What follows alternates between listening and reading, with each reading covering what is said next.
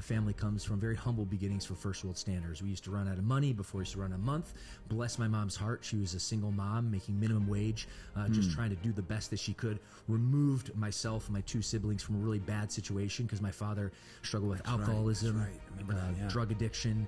He was a gambleaholic as well. Not the trifecta for a good family upbringing, but ultimately, using that as advantage, I feel like I've really been on this personal mission to be the guy that I needed when I was younger. And I think, if anything, if you're listening to this right now, coming from a broken home or a really troubled situation, you're not alone. But at the end of the day, just because you went through that situation, it does not mean that you don't have the responsibility to be a better person for yourself, for your family, for your community. And I think that's something that I learned at a really young age, watching my mom basically take care of the kids and just do the best she could to make ends meet. How does that help you now as a family man?